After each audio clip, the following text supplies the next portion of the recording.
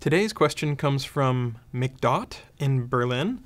McDot asks, how would you explain the power of keyword domains to someone looking to take a decision what kind of domain to go for? So what McDot is referring to is that if you're registering a new domain name, so you want to try to compete in some particular niche within SEO, you can take a couple different strategies. You can go for something really brandable, like Twitter, that people will remember, but isn't necessarily, keywords in the domain name.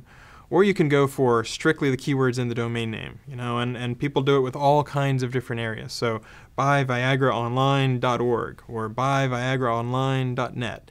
And so different people have reasonable disagreements about whether it's better to shoot for a keyword-laden domain or a domain that doesn't necessarily have the keywords in it, but is a little more brandable.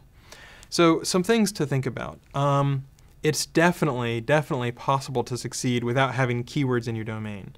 Think about some of the biggest successes there are. Zynga, nothing in that domain name says, social or gaming or anything like that. Twitter, Facebook, Google, Yahoo. The names that are brandable, the names that you instantly can recall when you think about, tend not to be those keyword-laden domains. Now, on the keyword side, one advantage that they might have is that if you're referring to the name of the business, you might link to it, and then you might link to it with the same words that are in the keyword. So it's a little bit of a toss-up. It depends on what your goals are, what things you're interested in. For me, I tend to lean a little more towards things that are brandable because, for example, if you have 15 sites about Android and they all have Android, Android, Android, Android, it's going to be a little hard to remember, to rise above the noise, to rise above the din. Whereas if you have something that's a little more brandable, then people are going to remember that, they're going to be able to come back to it. Even sites like TechCrunch, right? Nothing in there says tech news. Even weird URLs, Hacker News has news.ycombinator.com. Reddit has nothing about, this is really interesting social news. Dig, very brandable URL.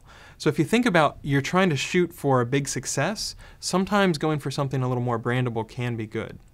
Now, if you're still on the fence, let me just give you a little bit of color that we have looked at the rankings and the weights that we give to keyword domains, and some people have complained that we're giving a little too much weight for keywords and domains.